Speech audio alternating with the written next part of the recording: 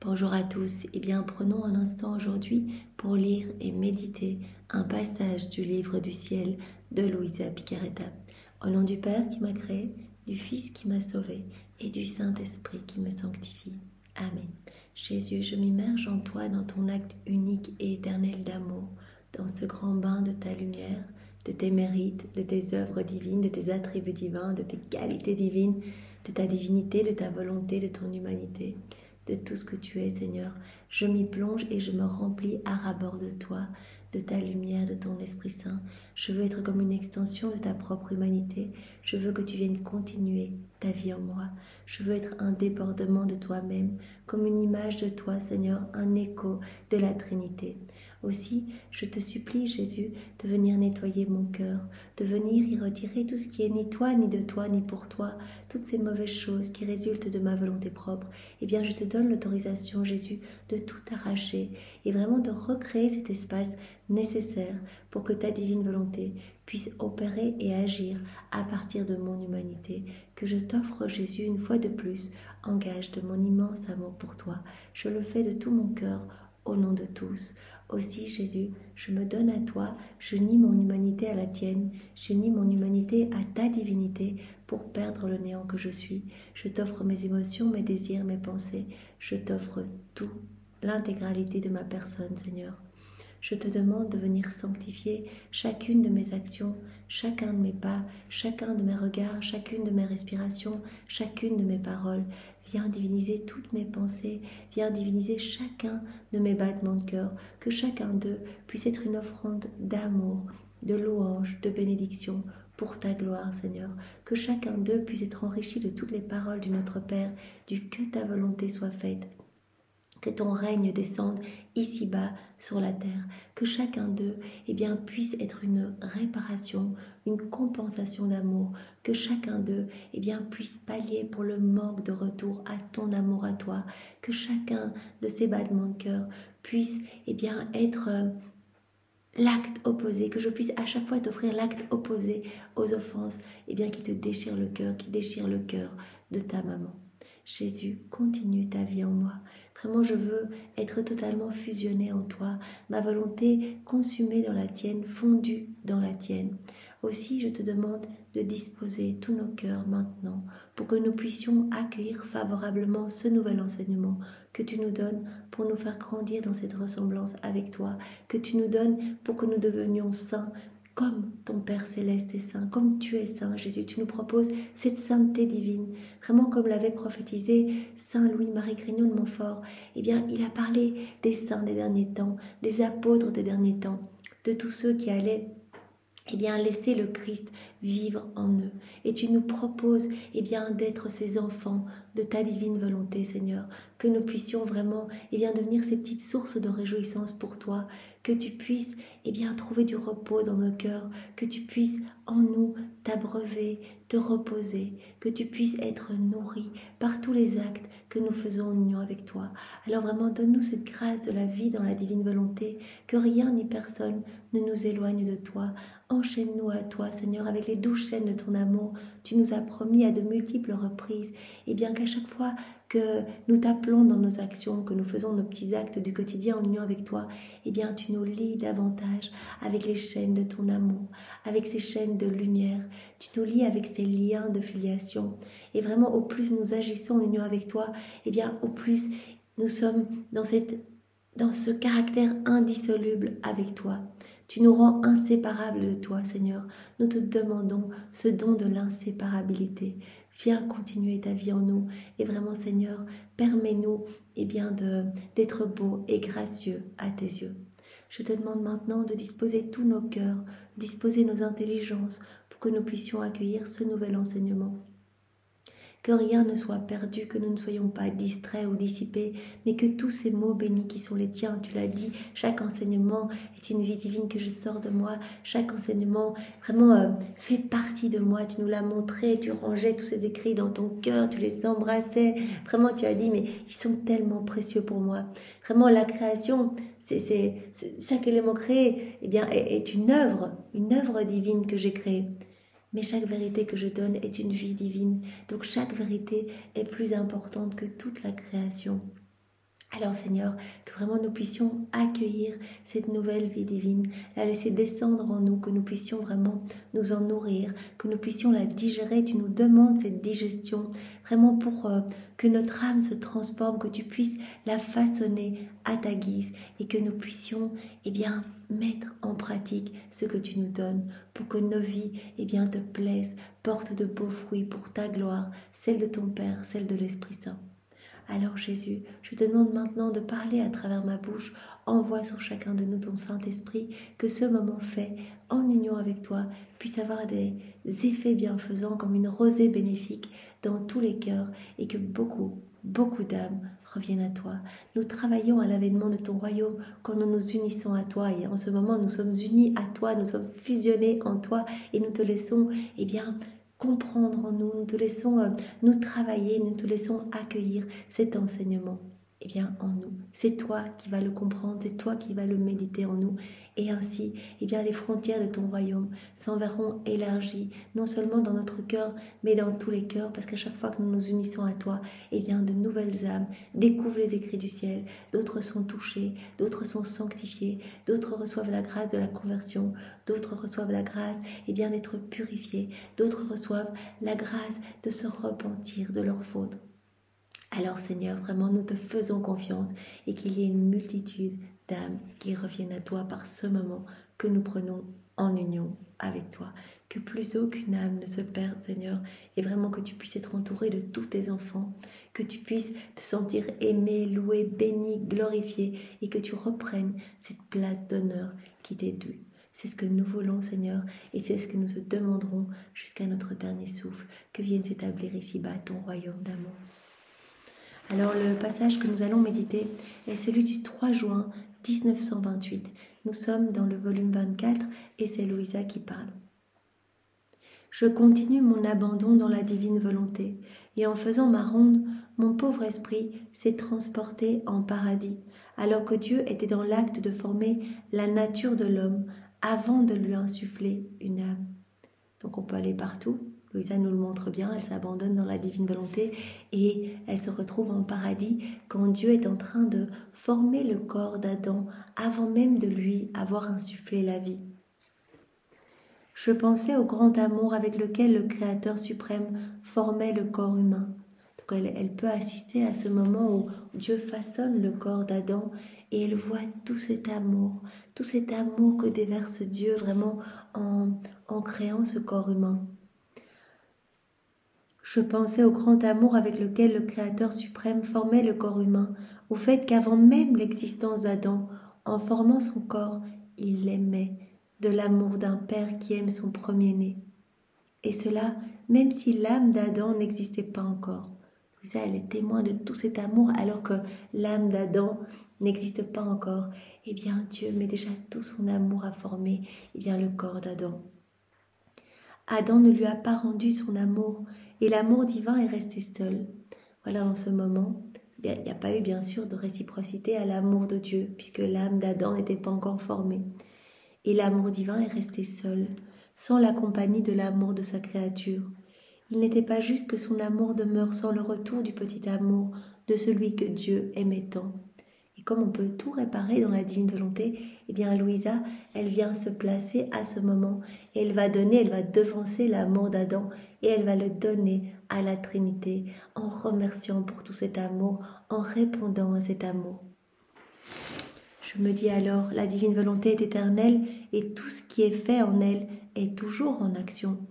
Par conséquent, tout est toujours en acte de se donner, donc on peut aller où on veut en se plongeant dans la divine volonté. On peut aller placer nos actes d'amour partout, vraiment en Éden ou partout. On peut accompagner Jésus tout au long de sa vie, parcourir toute l'œuvre de la rédemption, prendre Jésus dans nos bras, l'aimer, le louer, le bénir, placer nos actes de louange sur tout ce que son pied foule. Nous pouvons prendre Marie dans nos bras, etc. On peut absolument tout faire. Donc elle se dit, puisque la divine volonté est éternelle et tout ce qui est fait en elle est toujours en action, je viens à ce moment-là pour devancer l'amour d'Adam. Par conséquent, dans le fiat, je veux devancer l'amour d'Adam et amuser mon Créateur avec mon amour.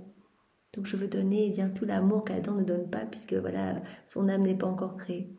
Dans l'acte par lequel il forma le corps humain, je veux faire écho à son amour et lui dire « Dans ta volonté, je t'ai toujours aimé, même avant l'existence de toute chose. » Et je pensais à cela et à beaucoup d'autres choses lorsque mon toujours aimable Jésus me serra bien fort et me dit « Ma fille, comme je suis heureux de t'avoir manifesté tant de vérités sur ma divine volonté.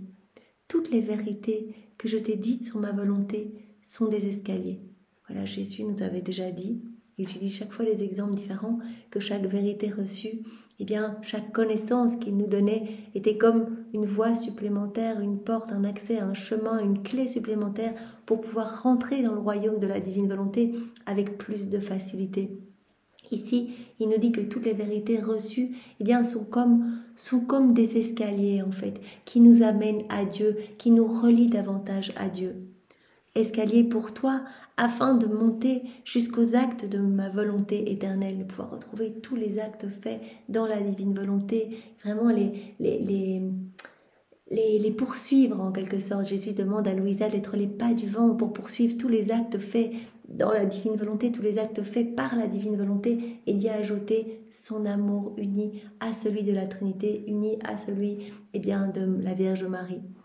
Donc, toutes ces vérités que je t'ai manifestées, Louisa, sont comme des escaliers pour toi, afin de monter jusqu'aux actes de ma volonté éternelle et de trouver notre premier acte en action, lequel possède la vertu d'être toujours présent.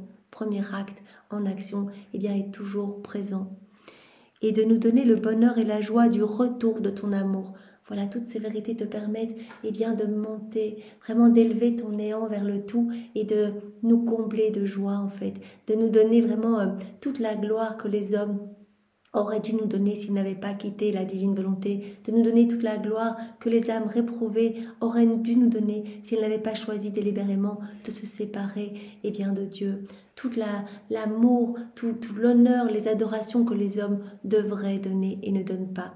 Donc tu élèves ton néant par le biais de toutes ces vérités. Ces vérités sont comme des escaliers qui t'élèvent pour que tu t'accroches au soleil de la divine volonté et que tu laisses vraiment notre amour et notre lumière rayonner à partir de ton humanité. Ce sont aussi des escaliers pour nous, afin de descendre jusqu'à toi, que le tout s'abaisse dans le néant de la créature, investisse tous les actes de cette créature pour que ces actes ne soient plus humains mais deviennent divins, deviennent éternels. Ce sont des escaliers pour nous afin de descendre jusqu'à toi pour chercher la compagnie de celle pour qui nous agissions et que nous aimions tant. Combien douce est la compagnie de l'aimer, elle est remplie de joie inoubliable.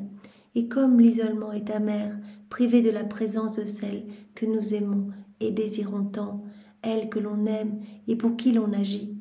Voilà, Jésus dit bien à Louisa que ces escaliers vont permettre à l'âme qui va recevoir toutes ces vérités de mettre en pratique, de s'unir à son Créateur et de répondre à son amour. À chaque fois que nous faisons des actes en union avec Jésus, nous donnons une gloire parfaite à la Trinité. Nous amenons de la joie partout dans le ciel, partout sur la terre. Nous répondons de manière parfaite à l'amour divin. On donne Dieu à Dieu.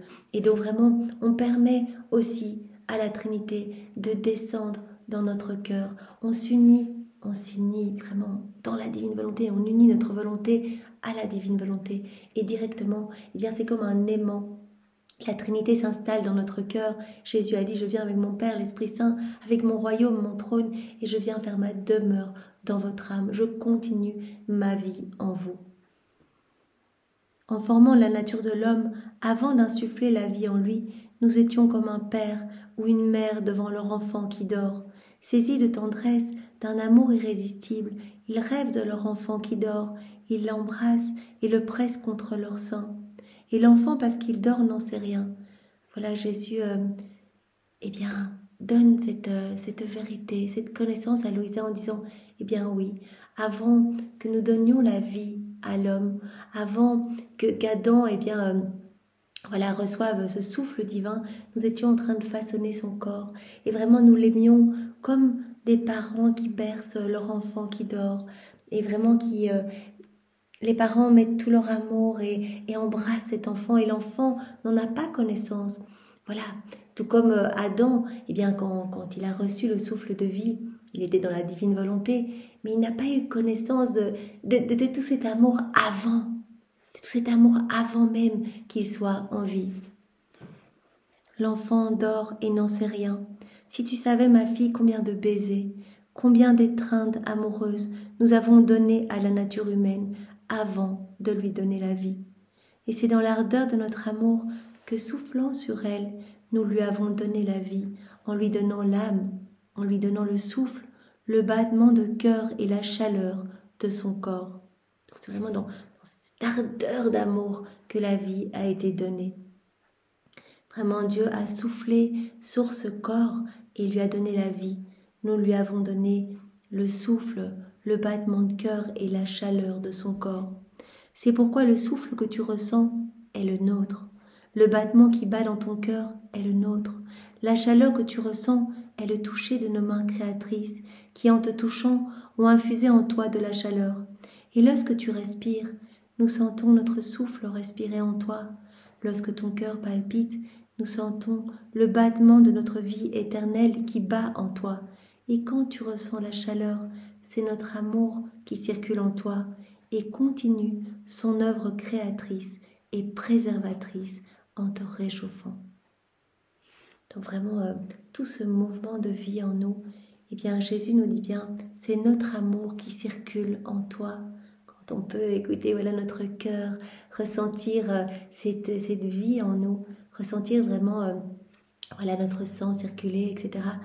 Eh bien Jésus dit, c'est notre amour qui circule en l'homme, c'est notre amour qui circule en toi et qui continue son œuvre créatrice et préservatrice en te réchauffant et en circulant en toi. Tu dois savoir, ma fille, que notre volonté est la révélatrice de l'œuvre de la création. Il n'y a que dans la divine volonté qu'on peut avoir connaissance de tout cet amour divin pour chacun de nous, avant même que nous soyons en vie, tout cet amour qui déjà nous berçait. Elle seule peut révéler, donc la divine volonté, elle seule peut nous révéler tous les secrets d'amour cachés dans l'œuvre de la création. Donc la divine volonté est la révélatrice de l'œuvre de la création, de tous ces secrets d'amour de Dieu pour l'homme. Adam ne savait pas tout, de combien de finesses et de stratagèmes amoureux nous avons usé en le créant, corps et âme. Nous avons agi comme un père qui ne dit pas tout d'un seul coup à son petit enfant, mais petit à petit. Donc Dieu travaille progressivement pour vraiment donner de nouvelles surprises à chaque fois. Donc il n'a pas tout révélé d'un coup à Adam. Vraiment, il lui donnait petit à petit. Petit à petit, à mesure que l'enfant grandit, il veut lui faire des surprises, lui dire combien il l'aime, combien de choses il a faites pour lui, combien de finesses amoureuses, combien de baisers. Tandis que l'enfant, étant tout petit, était incapable de comprendre ce que le père lui donnait et pouvait lui donner. Alors, le père lui fait tantôt une surprise, tantôt une autre, et cela permet d'entretenir la vie de l'amour entre le père et le fils, et d'augmenter leur joie et leur bonheur à chaque nouvelle surprise. Donc c'est comme cela que la Trinité a procédé avec Adam. Donc vraiment, il recevait continuellement de nouveaux flots vraiment de pureté, de beauté, de sainteté, de puissance, de grâce. Voilà, il recevait. Et ce que son âme ne pouvait enclore, eh bien, repartait, tout ce débordement d'amour repartait en action de louange, de bénédiction, de remerciement pour la Trinité. Donc il était dans ce flux et reflux d'amour. Et la divine volonté lui révélait petit à petit eh bien, tous les secrets d'amour de la Trinité, de son Créateur pour lui. Mais cela se faisait petit à petit pour qu'il y ait chaque fois de nouvelles surprises, de nouvelles choses vraiment pour se réjouir. Quelle ne serait pas la tristesse de ce père qui, pendant que son enfant dormait, l'a couvert de baisers, serré sur son cœur, et dont la tendresse amoureuse était si intense et si grande, au point d'inonder de ses larmes le visage de son enfant endormi, si en se réveillant, l'enfant ne sourit pas à son père, ne saute pas à son cou pour l'embrasser, et que s'il le regarde, c'est avec froideur. Donc Adam était dans la divine volonté, donc directement il a eu un regard d'amour pour son Créateur, il a directement répondu à cet amour par des flots d'amour en fait. Et donc vraiment il a été vraiment dans cette harmonie avec son Créateur. Et quand il a quitté de la divine volonté, il a comme coupé tous les canaux de communication avec son Créateur. Et Jésus dit, c'est une énorme souffrance, en fait, de vouloir ensevelir notre bien-aimé d'amour. Et quand il n'y a plus ce retour d'amour, c'est une énorme souffrance, une énorme solitude pour notre Majesté suprême. C'est comme si, des parents qui bercent leur enfant et quand l'enfant se réveille, eh bien en fait, il n'a qu'un regard de froideur, d'indifférence, il se débat des bras et veut s'en aller. Il rompt tout canal de communication et ne veut pas accepter cet amour, n'en veut pas et vraiment se débat et préfère agir seul. Quelle souffrance! Eh bien c'est la souffrance que Dieu a ressentie quand Adam a quitté la divine volonté et qu'il a perdu en fait... il a tout perdu en fait. Il a perdu ce royaume si saint et il a perdu aussi la divine volonté comme révélatrice de tous ses secrets d'amour. Il est devenu comme sourd en fait. Il est devenu comme aveugle. Il y a eu comme un épais voile sur ses yeux. Il n'a plus vu l'amour de Dieu partout et donc il n'y a plus répondu. Quelle douleur pour ce pauvre père, voyant son enfant qui le rejette. Toutes les surprises qu'il se préparait à manifester à son enfant, il les enferme dans son cœur, avec la douleur de ne pas pouvoir partager son bonheur, ses joies très pures, au point de ne pas pouvoir lui dire combien il l'a aimé et combien il l'aime encore. Voilà, pour les âmes qui vivent dans leur volonté propre, c'est comme si elles étaient vraiment dans ce sommeil profond où elles s'endorment un peu dans leur péché et elles ne voient plus l'amour de Dieu, elles n'y répondent plus. Et en fait, Dieu, dans sa nature, voudrait nous inonder de grâce, de bénédiction, voudrait tout nous donner. Parce que vraiment, c'est dans sa nature de donner tout cet amour. Mais il ne peut pas nous donner si vraiment nous fermons les portes de nos cœurs, si nous n'acceptons pas cet amour. Il a besoin de nous pour nous sauver et cela passe par un pas dans sa direction, une petite ouverture de cœur pour accueillir tout ce dont il rêve de nous combler. Voilà ce pauvre père qui se voit rejeté de son enfant, est contraint de garder tous les cadeaux qu'il voulait donner à son enfant. Il ne peut pas les donner. C'est ce que Jésus nous dit souvent dans les écrits du ciel ou dans les 24 heures de la Passion. Mais quelle souffrance de vouloir donner tout cet amour, de vouloir voir mes enfants bien-aimés, heureux et vraiment revêtus de toutes les joies célestes, revêtus de ce vêtement royal. Et en fait, mes enfants ne veulent pas de mes cadeaux et donc finissent par se perdre et courent en haillons, traînent par terre, sont malheureux et finissent par vraiment être dans la noirceur la plus totale. Je voudrais tellement dire mon amour. Jésus le dit, cet amour qu'il ne peut pas donner, cela l'asphyxie. Il se sent agonisé. C'est pour cela que, vraiment, en cette première heure d'agonie au jardin de Gethsémani, il a vu toutes les fois où nous n'allions pas répondre à son amour. Il nous a vus à travers les siècles, il a vu toutes les générations humaines qui allaient agir et leurs actions étant déconnectées de la divine volonté. Toutes les actions n'ayant pas comme finalité d'aimer et de louer, de bénir leur Créateur. Il a vu tous ces manques de retour d'amour et vraiment il en a transpiré du sang. Sur la croix, quand il a dit « j'ai soif », il nous disait « j'ai soif de votre amour, j'ai soif de votre tendresse, j'ai soif de votre ouverture de cœur, j'ai soif de votre retour à moi ». Jésus étouffe de ne pas pouvoir donner son amour.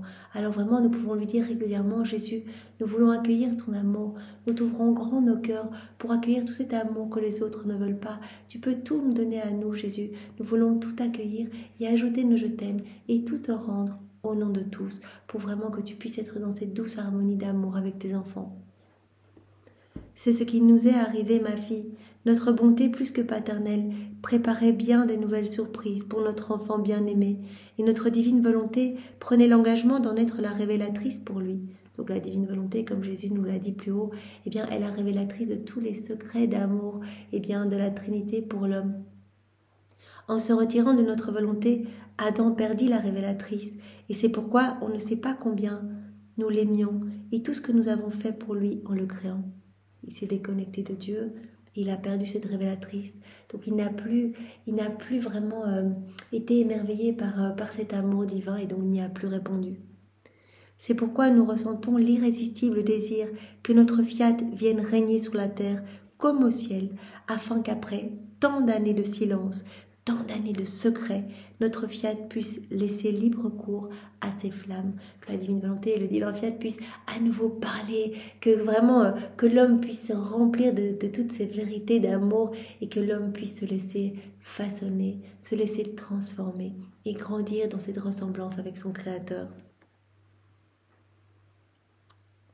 Nous sommes impatients, après tant d'années de silence et de secret, que notre fiat puisse laisser libre cours à ces flammes et revenir pour agir en révélateur de la création, car on sait peu de choses sur tout ce que nous avons fait en créant l'homme.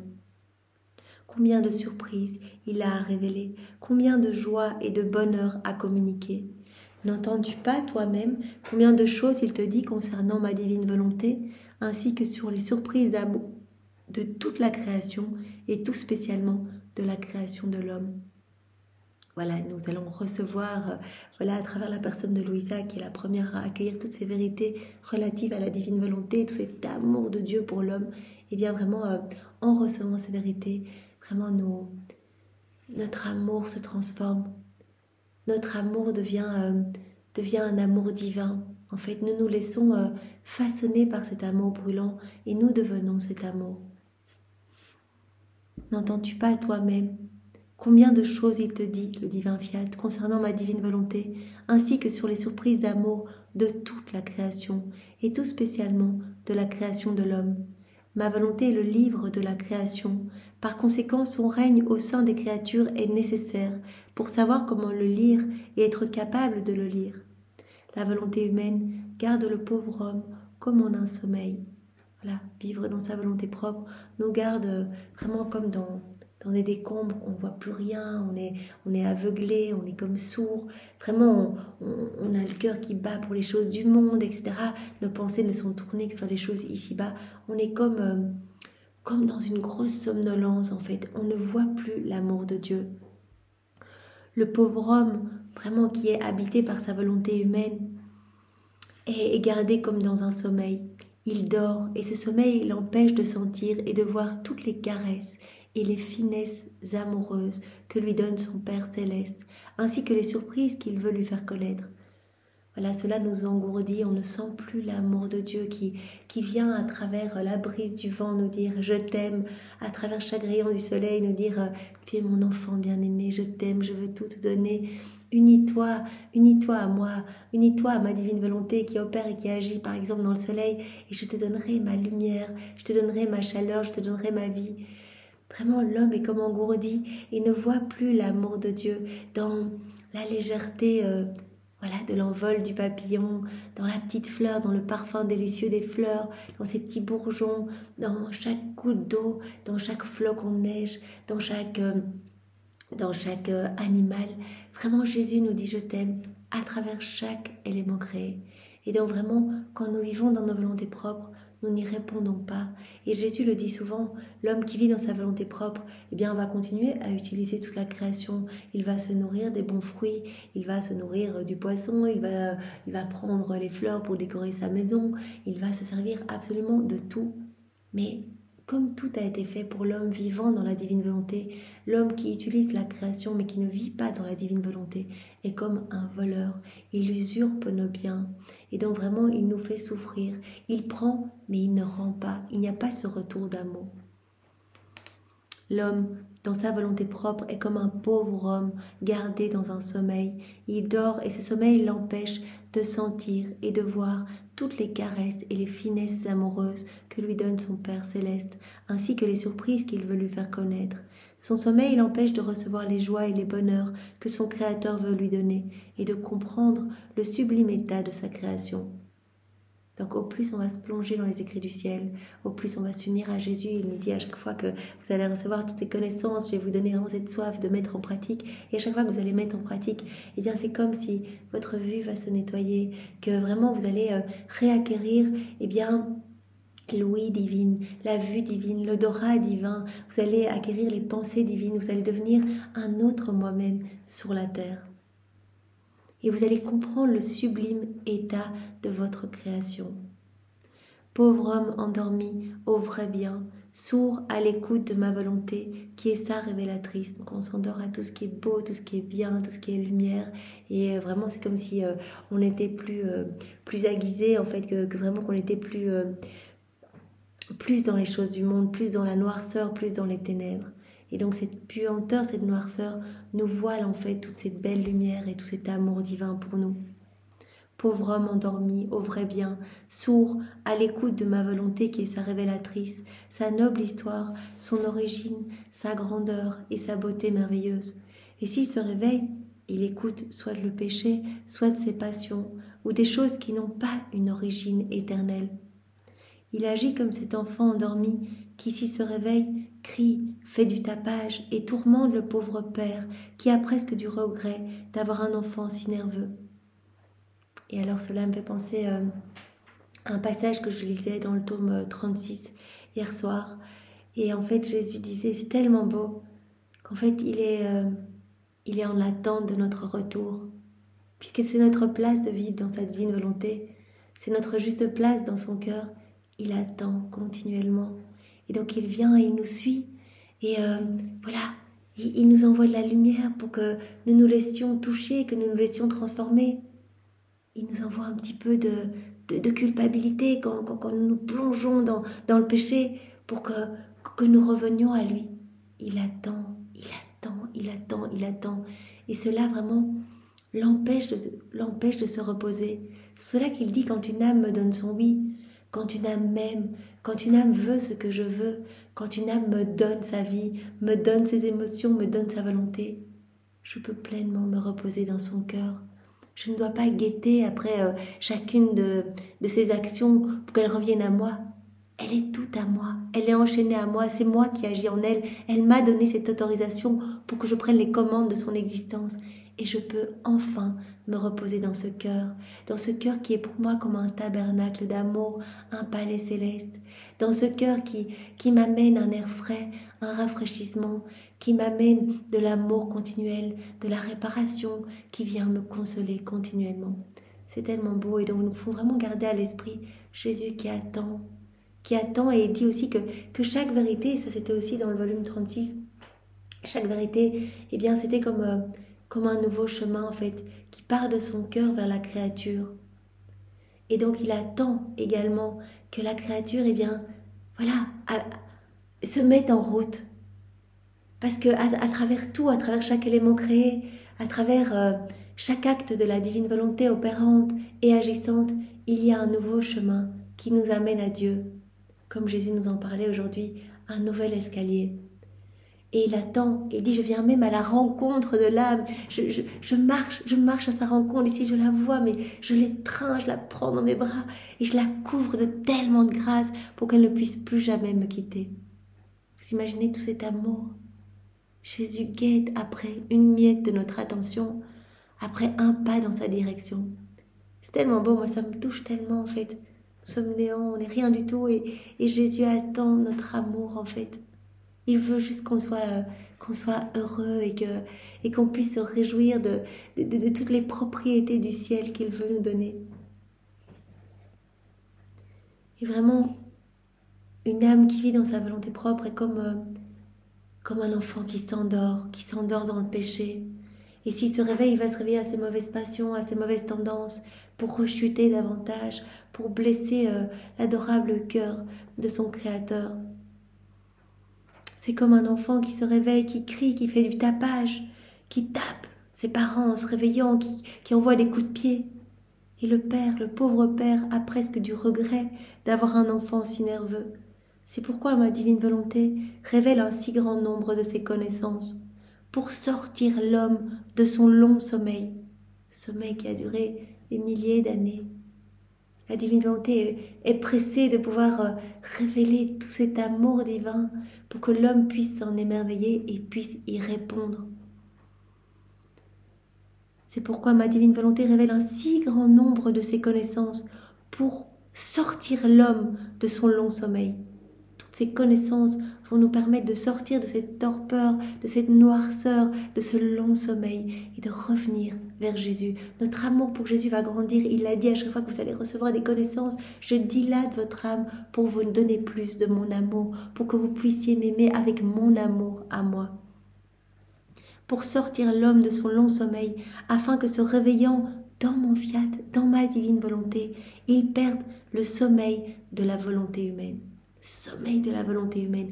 On s'endort à la grâce, on s'endort aux bénédictions, on s'endort à tout ce que Jésus veut nous donner pour se plonger dans les choses du monde et courir à notre perdition. Et Jésus dit, je donne tant et plus des connaissances et je sais qu'elles vont être accueillies. Et vraiment, ces connaissances sont comme autant de confirmations que mon royaume va s'établir sur la terre. Parce que je ne fais rien d'inutile et je ne vais pas donner ces connaissances si les hommes ne vont pas les accueillir. Donc je connais déjà le nombre des âmes qui vont vivre dans ma volonté. C'était également dans le volume 36. Jésus disait, non seulement il sait le nombre d'actes que nous devons faire pour que ce royaume s'établisse dans notre cœur, il sait exactement le nombre d'actes que l'on doit faire en union avec lui pour nous donner tout le package, pour qu'on reçoive tout et qu'on soit à ce 4e niveau de vie dans la divine volonté. Mais il sait aussi le nombre d'âmes qui vivront dans la divine volonté. Il connaît déjà le nom de chacune de ces âmes. Ces noms sont écrits en lettres d'or dans son cœur. Et partout dans chaque élément de la création, il note « ma fille bien-aimée ». Ma fille bien-aimée dans les grains de sable, ma fille bien-aimée dans le vent qui souffle, ma fille bien-aimée dans les rayons du soleil, ma fille bien-aimée dans les scintillements des étoiles. Et à chaque fois, il inscrit notre nom. Puisque les âmes qui vivent dans la divine volonté, qui vivront dans la divine volonté, qui ont vécu dans la divine volonté, eh bien, étaient là avec Jésus. À chaque instant, dès l'instant où Jésus s'est incarné dans le sein de sa maman, ces âmes étaient là avec lui, étaient là dans le sein de Marie, étaient là à sa naissance, étaient là tout au long de sa vie. Ces âmes sont mortes avec lui sur la croix, ont été crucifiées avec lui. Donc Jésus dit, je les connais très bien et je connais le nombre de ces âmes.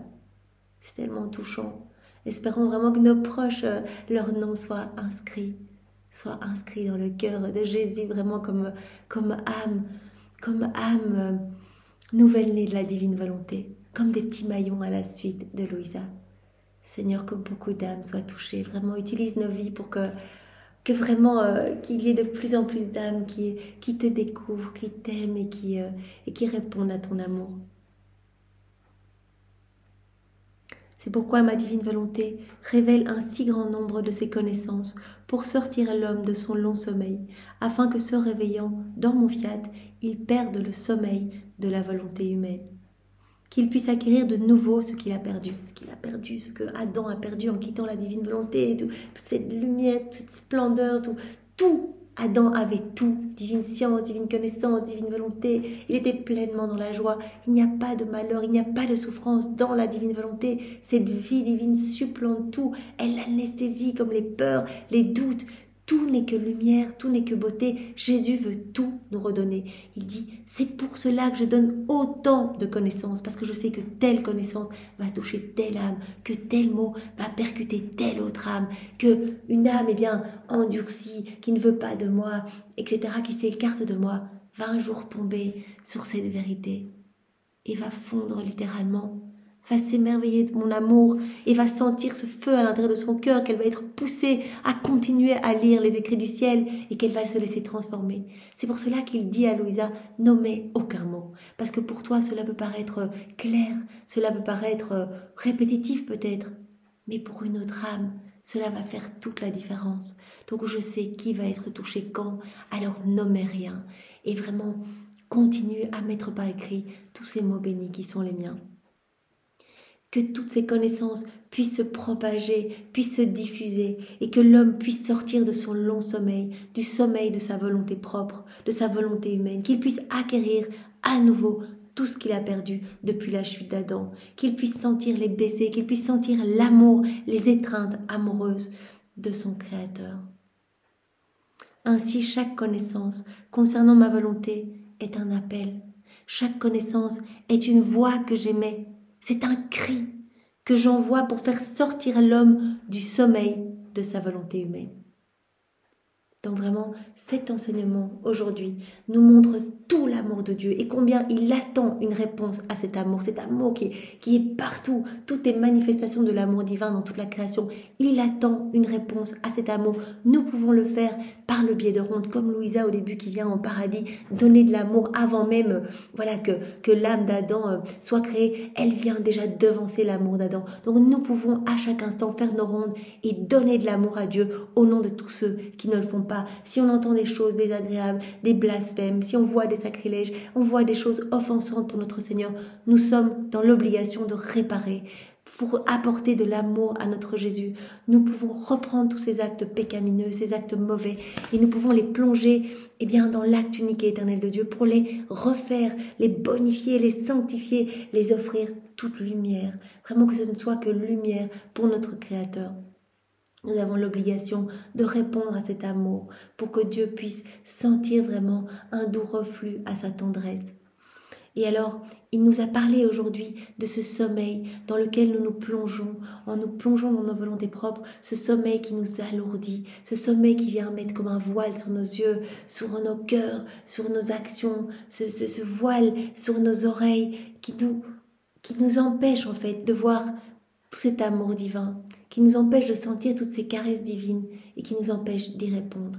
Eh bien, le Seigneur vient nous sortir de cet endormissement par le biais de toutes ces connaissances qui sont comme des cris pour nous réveiller de cet endormissement, qui sont comme autant de voix, autant d'appels pour nous réveiller et nous faire revenir à cette place magnifique à laquelle Dieu nous attend.